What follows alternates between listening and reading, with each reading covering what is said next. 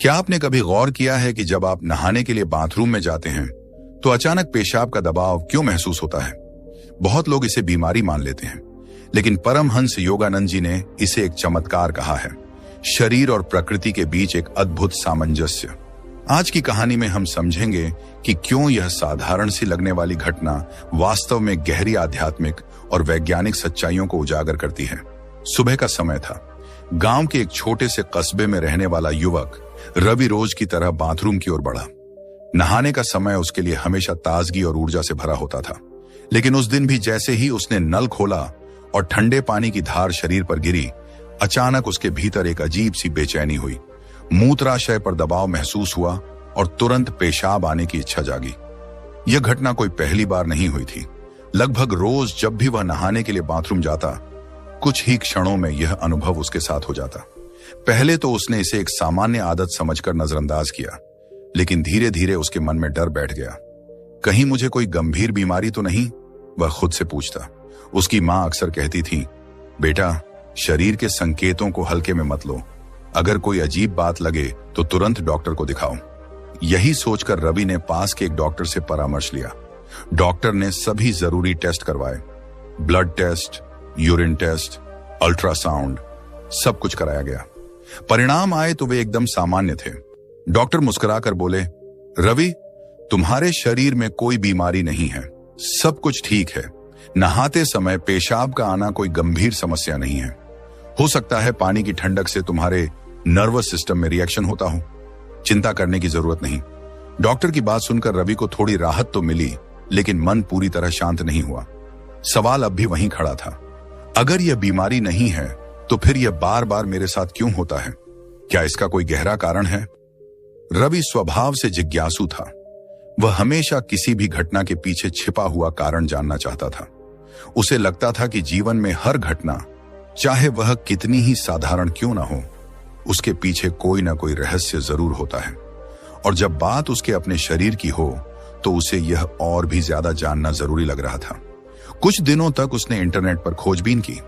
वहां उसे अलग अलग जवाब मिले। कोई कहता यह ब्लैडर की कमजोरी है, कोई कहता यह ठंडे पानी की वजह से होता है, तो कोई कहता यह सिर्फ मानसिक आदत है। पर इनमें से कोई भी जवाब उसके दिल को संतोष नहीं दे पाया। रवि का मन बेचैन था। वह सोचने लगा, शायद विज्ञान से परे भी कोई कारण है। शायद इसका कोई आध्यात्मिक पहलू हो जिसे मैं अभी तक समझ नहीं पाया हूं। इन्हीं विचारों में डूबे हुए वह एक दिन अपने कस्बे के मंदिर गया। मंदिर में एक वृद्ध साधक बैठे थे। उनका चेहरा तेजस्वी था, आंखों में गहरी शांति थी। वे लंबे समय से परमहंस योगानंद जी के ग्रंथों का अध्ययन कर रहे थे और लोगों को जीवन की समस्याओं का आध्यात्मिक समाधान बताते थे। रवि ने हिम्मत जुटाकर उनके पास जाकर कहा, गुरुदेव, मुझे आपसे एक अजीब सा सवाल पूछना है।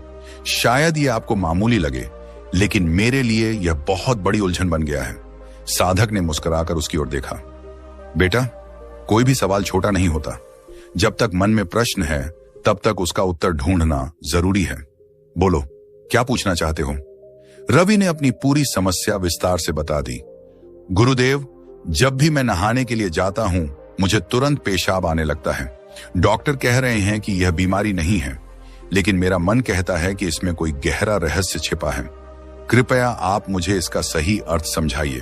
साधक ने कुछ देर ध्यान लगाया और फिर धीमे स्वर में बोले, रवि, यह कोई बीमारी नहीं, बल्कि शरीर और प्रकृति के बीच होने वाला एक दिव्य संवाद है। तुम इसे समस्या मान रहे हो, लेकिन यह वास्तव में एक चमत्कार है। रवि हैरान होकर बोला, चमत्कार? गुरुदेव, मैं समझा नहीं, यह कैसे चमत्कार हो सकता है? साधक मुस्कुराए और बोले, बेटा, तुम्हें परमहंस योगानंद जी की शिक्षाओं के बारे में बताता हूं। योगानंद जी कहा करते थे कि पानी केवल शरीर को साफ करने का साधन नहीं है, बल्कि यह आत्मा को भी शुद्ध करता है। जब तुम स्नान करते हो तो जल का स्पर्श तुम्हारी नसों को उत्तेजित करता है। नसें तुरंत रिलैक्स होती हैं और मूत्राशय भीतर जमा हुए अपशिष्ट को बाहर निकालना चाहता है। यह प्रक्रिया कोई कमजोरी नहीं, बल्कि ईश्वर द्वारा बनाई गई स्वाभाविक व्यवस्था है। शरीर खुद को शुद्ध कर रहा है। सोचो, यह कितना अद्भुत है कि ईश्वर ने हमें ऐसा तंत्र दिया है जो बिना हमारी चेतना के ही हर पल हमारी सफाई करता रहता है। रवि मंत्र मुग्ध होकर सुन रहा था। साधक आगे बोले, पानी और शरीर का यह रिश्ता केवल शारीरिक नहीं है, इसका आध्यात्मिक पक्ष भी है। जब स्नान के समय जल शरीर को छूता है तो वह केवल गंदगी ही नहीं धोता, बल्कि नकारात्मक ऊर्जा को भी बहा ले जाता है। और जब उस क्षण मूत्र बाहर आता है तो समझ लो कि भीतर और बाहर दोनों स्तर पर शुद्धि हो रही है। यह प्रकृति का संदेश है। जैसे बाहर साफ हो रहा है, वैसे ही भीतर भी अनावश्यक चीजें निकल रही हैं। यही कारण है कि योगानंद जी इसे बीमारी नहीं बल्कि चमत्कार कहते थे। रवि की आंखों में चमक आ गई। उसे लगा मानो आज उसने अपने सवाल का सही उत्तर पा लिया हो। वह बोला, गुरुदेव, तो इसका मतलब यह है कि जो चीज मैं बीमारी समझ रहा था वह वास्तव में शरीर का वरदान है? साधक ने सिर हिलाते हुए कहा, बिल्कुल बेटा। इंसान अक्सर अनजाने में प्रकृति की अद्भुत व्यवस्थाओं को गलत समझ लेता है। जिस चीज को हम कमजोरी कहते हैं वही हमारी सबसे बड़ी ताकत होती है। नहाते समय पेशाब का आना कोई रोग नहीं, ये तो शरीर का संतुलन है, शरीर की सफाई का तरीका है। इसे लेकर शर्म या डर मत रखो, बल्कि इसे ईश्वर की अनुकंपा मानो। रवि का मन अब हल्का हो गया था। उसे लग रहा था जैसे उसके भीतर कोई भारी बोझ उतर गया हो। उसने गुरुदेव को प्रणाम किया और मन ही मन संकल्प लिया कि अब से वह हर स्नान को केवल शरीर धोने का काम नहीं समझेगा, बल्कि इसे एक आध्यात्मिक अनुभव मानेगा। वह सोच रहा था, सच में यह साधारण सी लगने वाली घटना कितनी गहरी और अद्भुत है। अब मैं इसे बीमारी नहीं बल्कि प्रकृति का वरदान मानूंगा। गुरुदेव ने आज मेरी आंखें खोल दी। रवि का मन अब एकदम नया हो चुका था। साधक से जो बातें उसने सुनी थी, उन्होंने उसके भीतर एक गहरा परिवर्तन ला दिया था। पहले जो चीज उसे डर और शर्म का कारण लगती थी, अब वही उसे ईश्वर का आशीर्वाद महसूस हो रही थी। लेकिन उसकी जिज्ञासा यहां खत्म नहीं हुई, बल्कि अब तो वह और अधिक जानने की चाह में डूब गया। उसे यह जानने की तीव्र इच्छा हुई कि आखिर परमहंस योगानंद जी ने इस विषय को किस गहराई से समझाया है।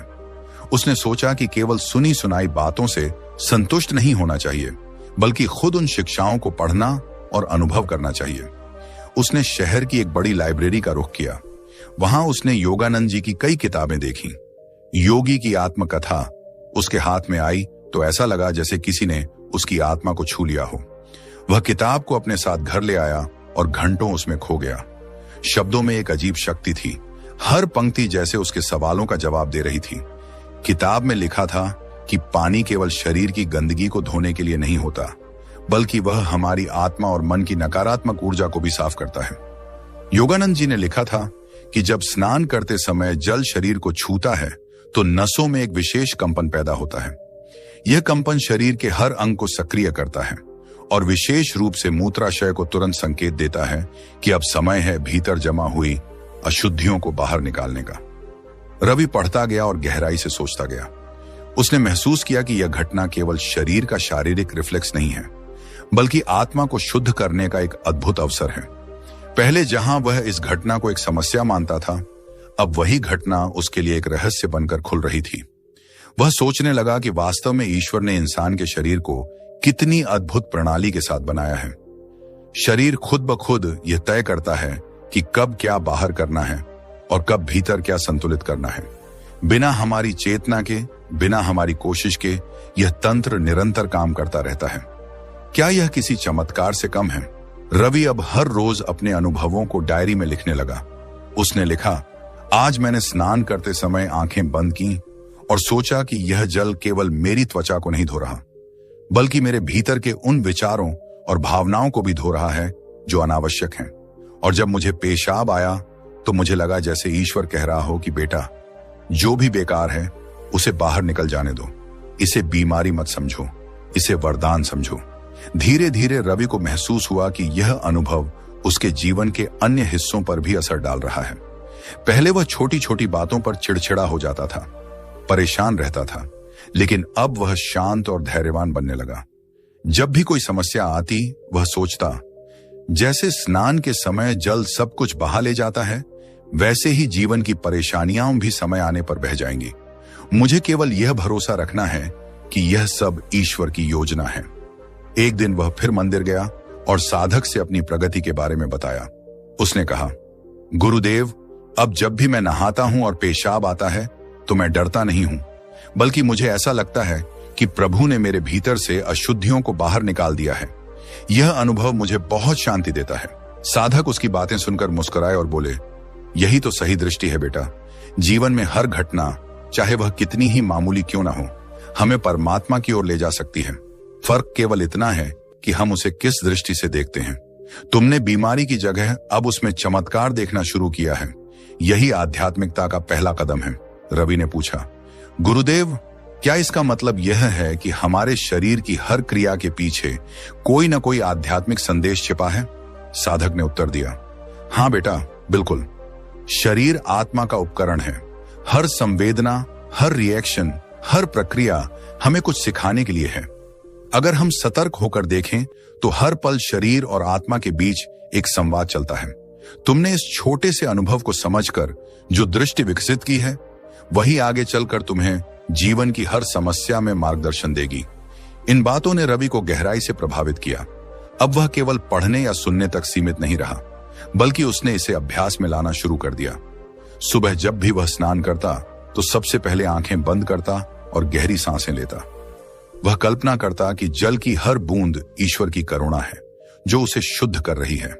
जब पानी उसके सिर से लेकर पैरों तक बहता तो वह महसूस करता कि यह केवल गंदगी ही नहीं, बल्कि उसके भीतर की थकान, तनाव और नकारात्मकता भी बहाकर ले जा रहा है। और जब मूत्राशय खाली होता तो वह इसे एक आंतरिक सफाई मानता, जैसे भीतर की सारी बासी ऊर्जा बाहर निकल गई हो। यह अभ्यास धीरे धीरे ध्यान का रूप लेने लगा। जहां पहले स्नान केवल एक दिनचर्या थी, अब वह उसके लिए एक आध्यात्मिक अनुभव बन चुका था। उसे लगता था कि वह हर सुबह पुनर्जन्म ले रहा है। उसका मन हल्का रहता, शरीर ताजा और आत्मा प्रसन्न। यह बदलाव केवल उसके भीतर ही नहीं, बल्कि उसके व्यवहार में भी झलकने लगा। उसके मित्रों ने देखा कि रवि अब पहले जैसा नहीं रहा। पहले जो रवि छोटी सी बात पर परेशान हो जाता था, अब वही शांत स्वर में बात करता था। उसकी आंखों में एक अलग ही चमक दिखाई देती थी। मित्र पूछते, रवि, तुम्हारे अंदर यह बदलाव कैसे आया? तुम इतने शांत और प्रसन्न कैसे रहने लगे? रवि मुस्कुराकर कहता, दोस्तों, ये सब पानी का कमाल है। नहाना अब मेरे लिए केवल शरीर धोना नहीं है, बल्कि आत्मा को भी धोना है। और जब शरीर और आत्मा दोनों साफ हो जाते हैं तो जीवन अपने आप हल्का हो जाता है। धीरे धीरे वह अपने मित्रों को भी यह रहस्य बताने लगा।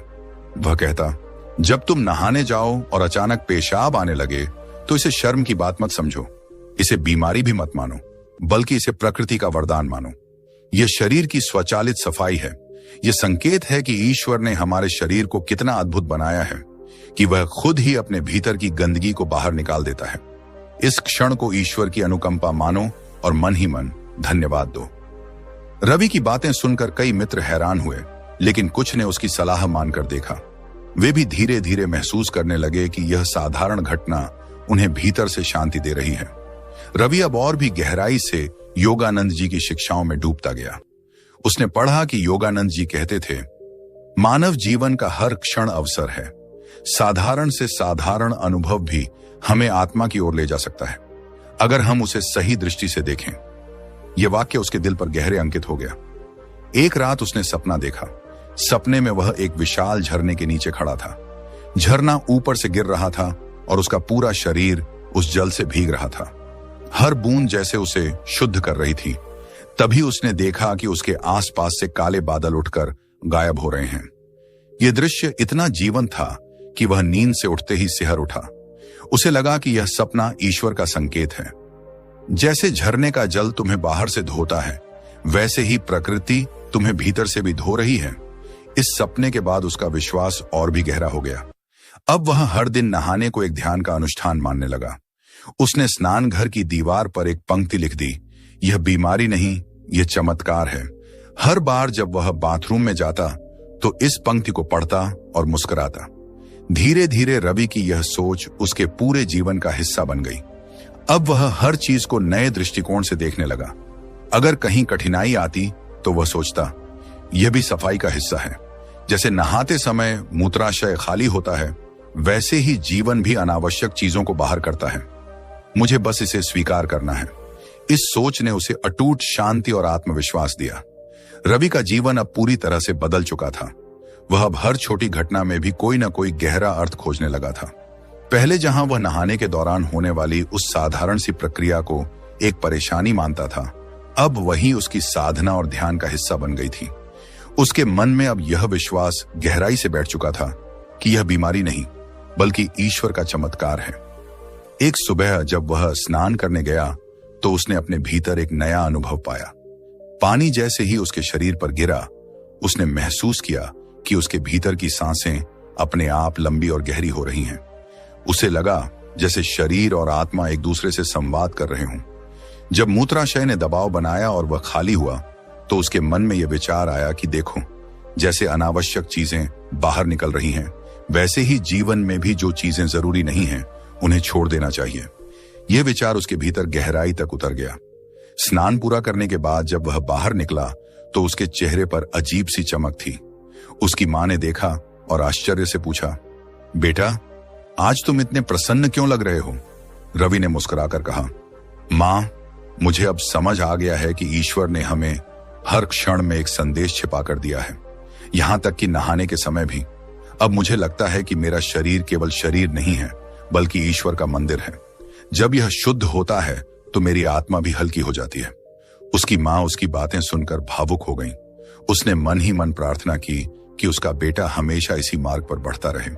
धीरे धीरे रवि ने ध्यान और साधना को भी अपने जीवन में शामिल कर लिया। अब वह नहाने से पहले कुछ क्षण आंखें बंद करता, गहरी सांसें लेता और प्रार्थना करता कि हे प्रभु, यह जल मेरी आत्मा को भी धो दे। जैसे ही पानी उसके सिर से लेकर पैरों तक बहता, वह कल्पना करता कि यह केवल गंदगी ही नहीं बल्कि उसके भीतर के क्रोध, ईर्ष्या, लोभ और डर को भी बहा कर ले जा रहा है। जब मूत्र बाहर आता तो वह इसे अपने भीतर की बुरी आदतों का प्रतीक मानता और सोचता कि जैसे यह शरीर से बाहर निकल गया वैसे ही मेरी बुरी प्रवृत्तियां भी हमेशा के लिए बाहर चली जाएं। यह अभ्यास धीरे धीरे उसके भीतर इतनी गहराई से बैठ गया कि स्नान उसके लिए एक आध्यात्मिक साधना बन गया। अब वह जीवन की हर छोटी बड़ी चीज को इसी दृष्टि से देखने लगा। अगर कोई व्यक्ति उसे अपमानित कर देता तो वह सोचता, यह भी बाहर निकलने वाली चीज है, यह भीतर नहीं टिक सकती। अगर कभी उसे कोई कठिनाई घेर लेती तो वह मुस्कुराकर कहता, जैसे पानी सब गंदगी को बहा देता है वैसे ही यह कठिनाई भी बह जाएगी। उसके मित्र और रिश्तेदार उसकी इस बदली हुई सोच को देखकर हैरान रहते। वे पूछते, रवि, तुम इतनी शांति और सकारात्मकता कहां से लाते हो? वह केवल यही कहता, यह सब योगानंद जी की कृपा है। उन्होंने मुझे सिखाया है कि हर साधारण घटना के पीछे एक दिव्य संदेश छिपा होता है, बस उसे पहचानना आना चाहिए। एक बार वह फिर से साधक से मिलने गया। उसने साधक को बताया कि अब उसका जीवन कितना बदल गया है। साधक ने उसकी पीठ थपथपाते हुए कहा, बेटा, अब तुम सही राह पर हो, लेकिन याद रखो, यह केवल शुरुआत है। जैसे स्नान के दौरान शरीर बाहर और भीतर दोनों तरफ से साफ होता है, वैसे ही जीवन में भी हमें हर दिन आत्मा की सफाई करनी चाहिए। ध्यान, प्रार्थना और सेवा यही आत्मा की सफाई के साधन है। रवि ने प्रणाम किया और मन ही मन निश्चय किया कि अब वह केवल अपने लिए नहीं बल्कि दूसरों के लिए भी इस ज्ञान को साझा करेगा।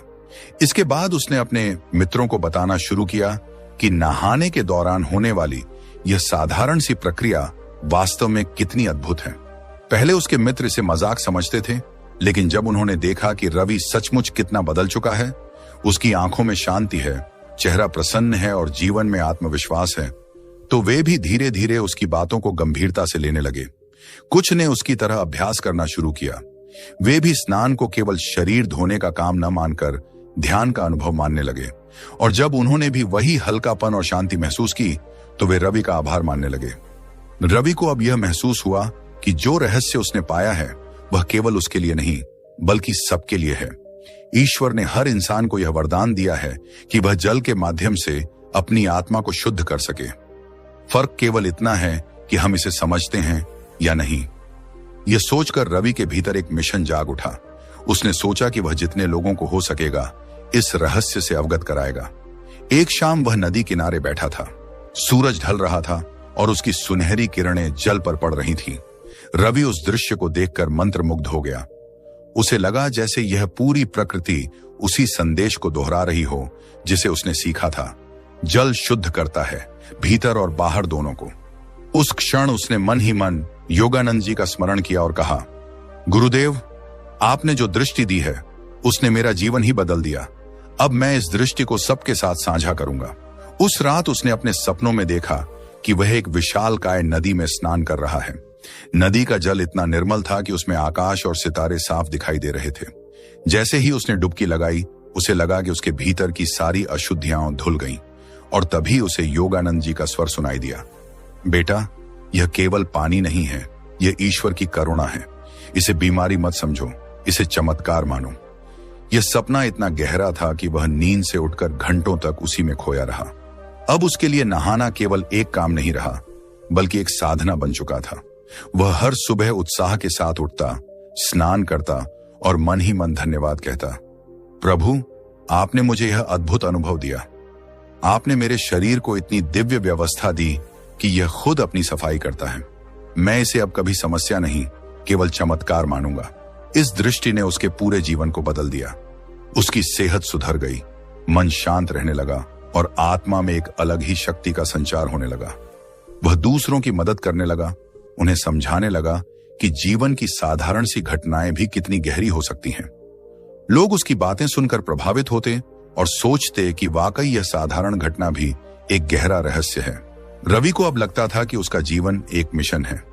उसे यह संदेश हर किसी तक पहुंचाना है कि नहाने के समय पेशाब आना कोई शर्म की बात नहीं, कोई कमजोरी नहीं और कोई बीमारी नहीं। यह तो प्रकृति का तोहफा है, ईश्वर की बनाई हुई अद्भुत व्यवस्था है।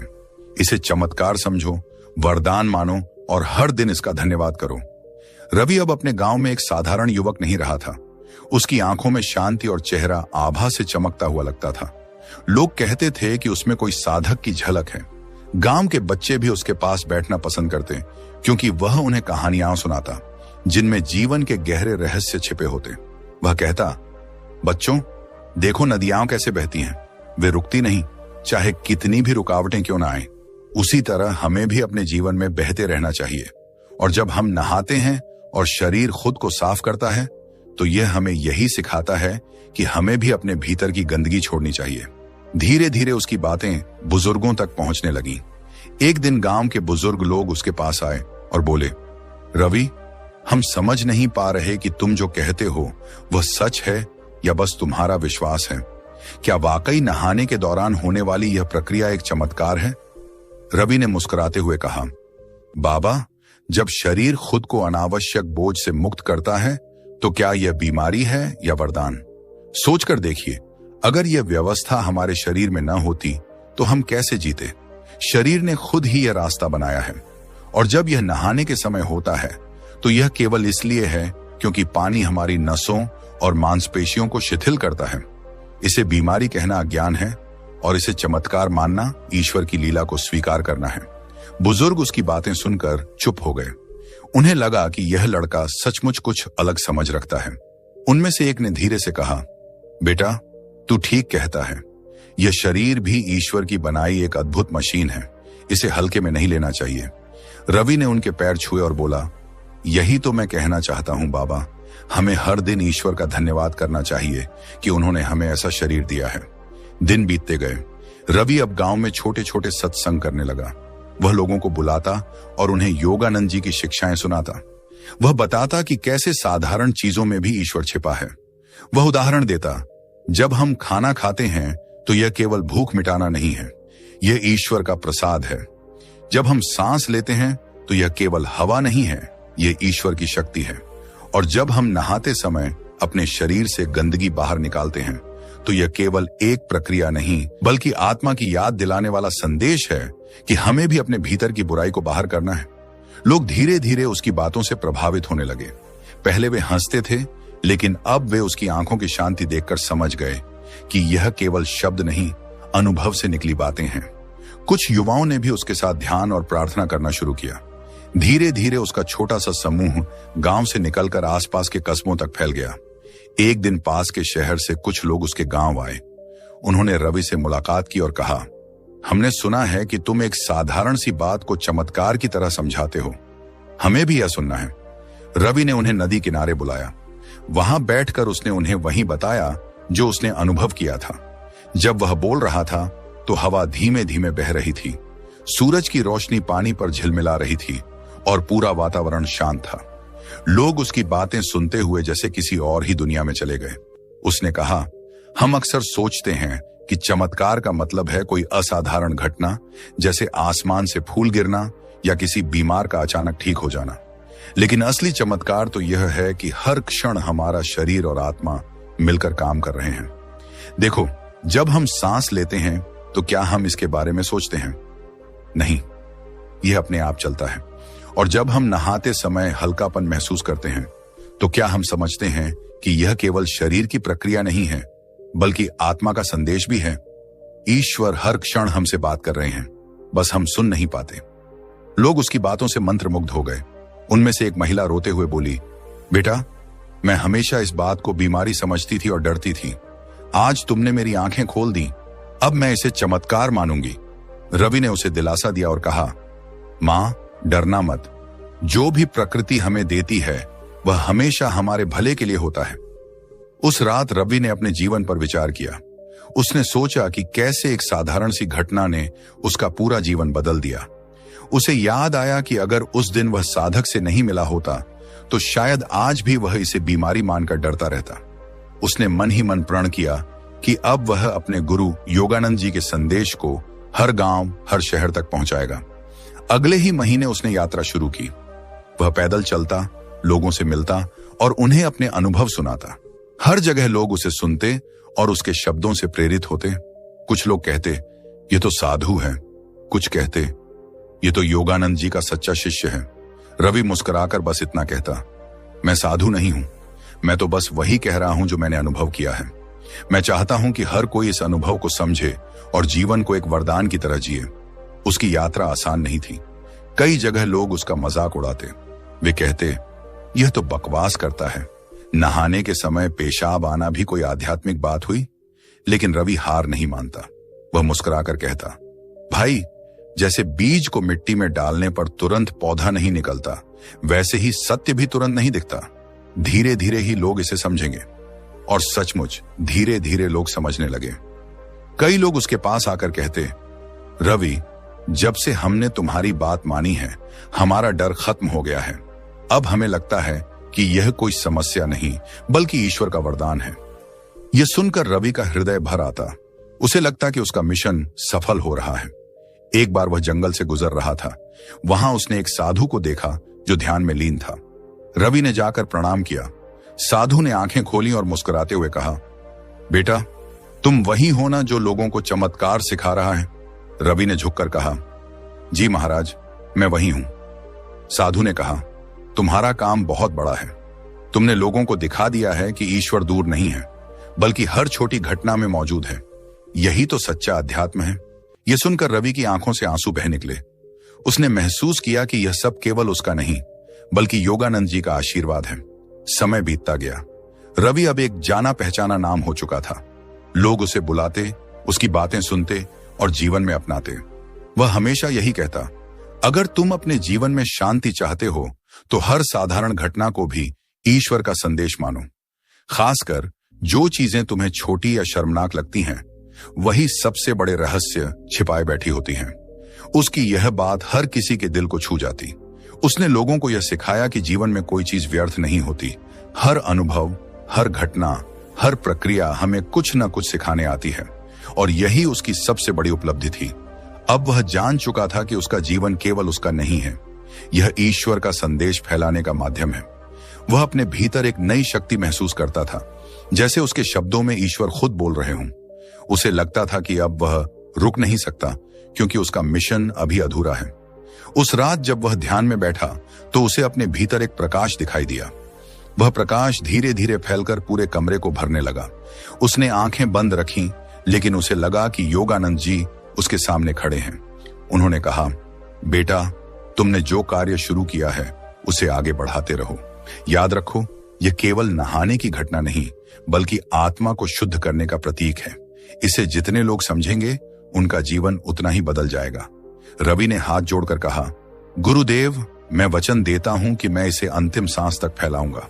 और उस क्षण से उसका जीवन केवल एक ही दिशा में बहता गया, लोगों को यह सिखाने कि साधारण सी बातों में छिपा चमत्कार ही असली अध्यात्म है। प्रिय साथियों, इस पूरी कथा से हमें यही